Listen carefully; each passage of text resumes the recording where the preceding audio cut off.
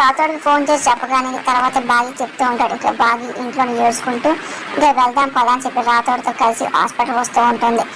ఇంకా అదే పనిగా కార్ దగ్గర పరిగెట్టుకుంటూ లోపలికి వచ్చి డాక్టర్ ఆయనకి ఏమైంది అని చెప్పి ఏడుస్తూ అమ్మని చూసి అదే పని కుమిలిపోతూ ఉంటుంది. ఏమండి మీకేమైందండి, కళ్ళు తెరవండి అని చెప్పి బాగి అలాగే ఏడుస్తుంటుంది. డాక్టర్ ఆయనకి ఏమైంది డాక్టర్, ఏం కాదు కదా అని చెప్పి బాగి అనగానే ఆయనకి సివియర్ ఇంజ్యూర్ అయ్యింది అని డాక్టర్ మాటలకి రాతోడు అలాగే బాగి భయపడుతూ ఉంటారు, కంగారు పడిపోతూ ఉంటారు. ఇంకా అలా అమ్మని చూసి ఏడుస్తూ ఉంటారు. ఇంటర్నల్ బ్లీడింగ్ అవుతుంది, ఇమీడియట్గా సర్జరీ చెయ్యాలి అని చెప్పి డాక్టర్ మాటలు ఇంకా బాగి అమ్మని చూసి అది కూడా ఏడుస్తూ ఉంటుంది.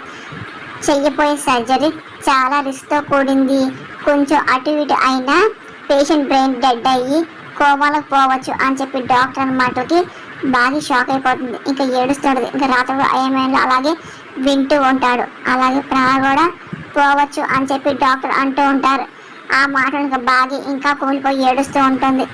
ఇంకా డాక్టర్ చెప్పిన ఫార్మాలిటీస్ అన్ని ఇంకా పూజ చేయమని చెప్పగానే ఇంకా బాగా తన మెల్లోన తాళిని తీసుకొని కళ్ళకు అద్దుకుంటూ దేవుడు భారం వేసి ఇంకా సైన్ చేస్తుంది. ఇంకా అలాగే ఏడుస్తుంటుంది. ఆ తర్వాత అమ్మని డాక్టర్ ఇంకా ట్రీట్మెంట్ చేయడం సిద్ధమవుతూ ఉంటారు. ఇంకా బాగా దేవుడి దగ్గరికి వెళ్ళి అదే పనిగా వేడుకుంటూ ఉంటుంది.